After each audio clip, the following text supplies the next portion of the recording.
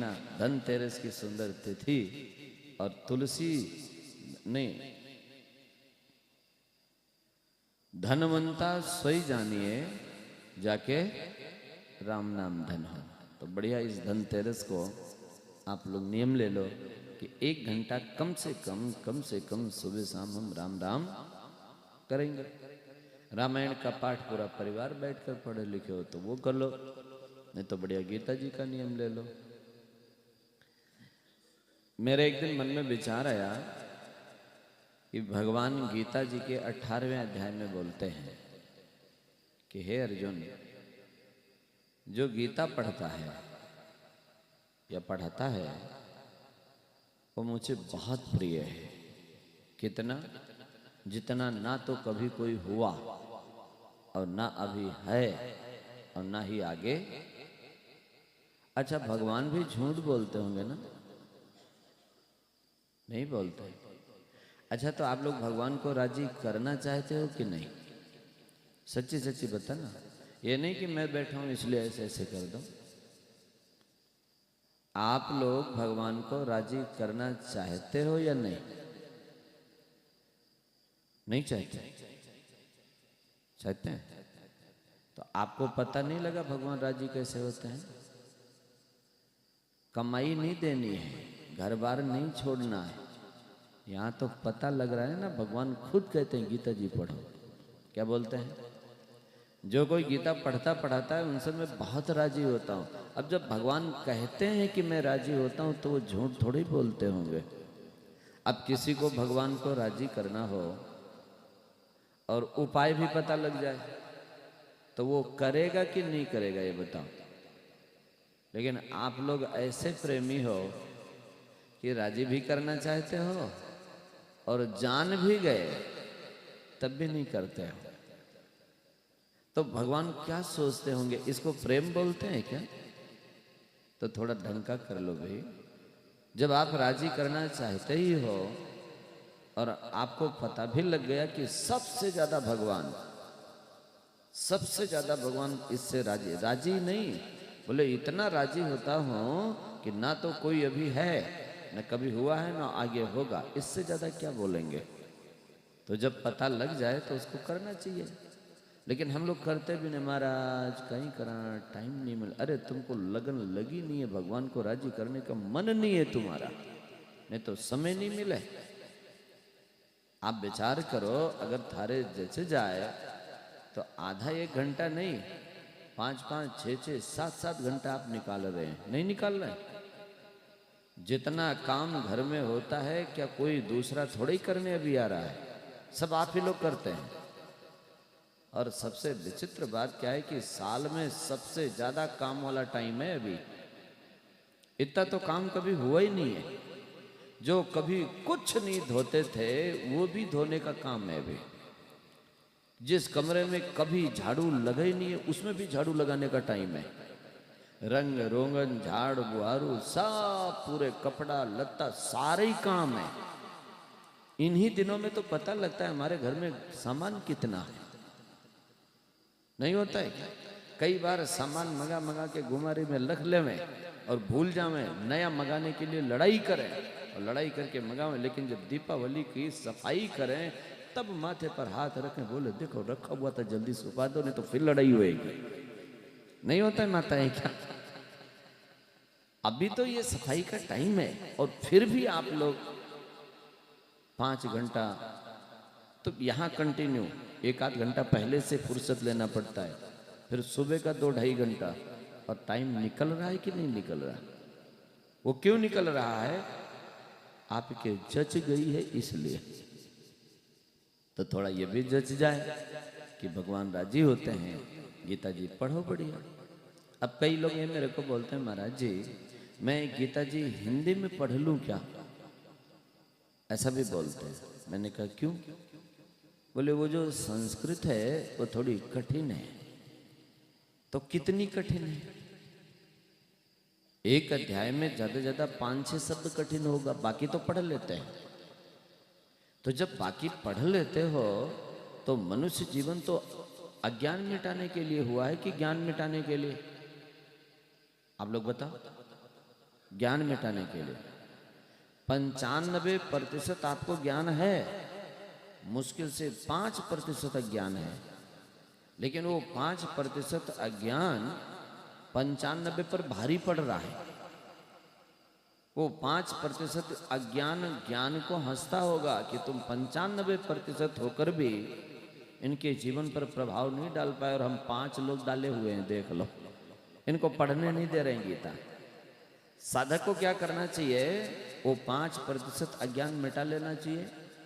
किसी जानकार के पास बैठ जाओ और वो 5-6 शब्द थोड़े से उनसे सीख लो। अगर आपको संकोच होता हो या आपके आसपास ऐसा कोई माहौल ही ना हो, तो बढ़िया पेन और कॉपी उठा लो। जो चीज़ तुम नहीं पढ़ पा रहे हो 20-25 बार लिखो, लिखने मात्र से तुमको पढ़ना आ जाएगा। आप करके देखो। लेकिन हमारे लगन होगा भाई तब। अब कई लोग कहते हैं महाराज जी उसी श्लोक का ही तो अर्थ है, कोई फर्क थोड़ा ही है।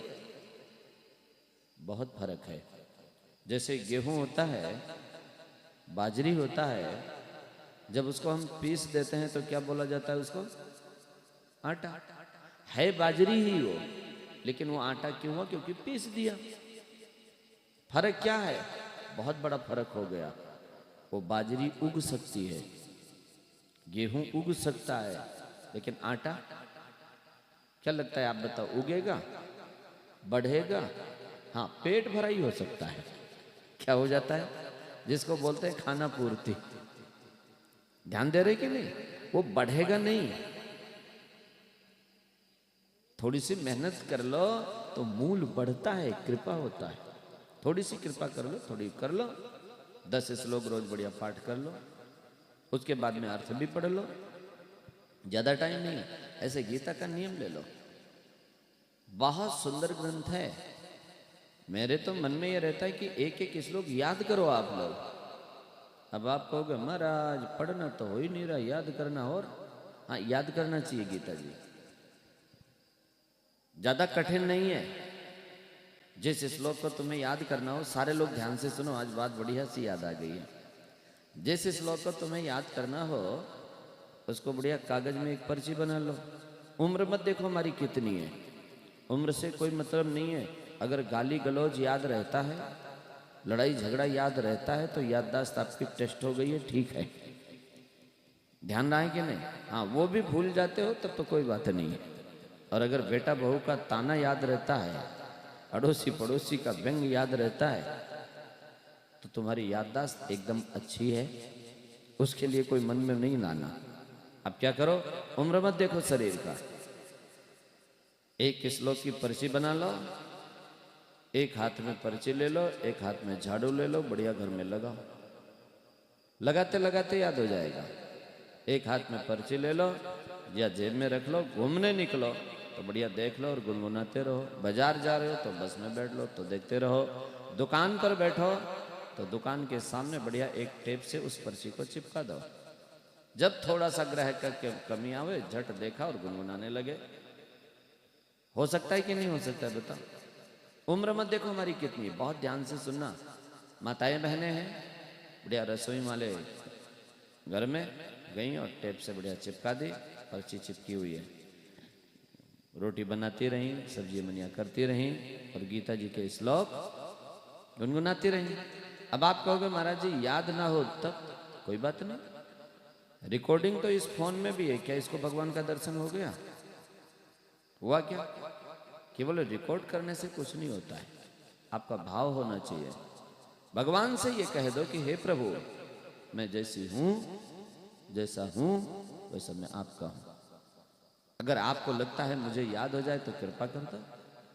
मूकम करोति वाचालम पंगुम लंघयते गिरिम।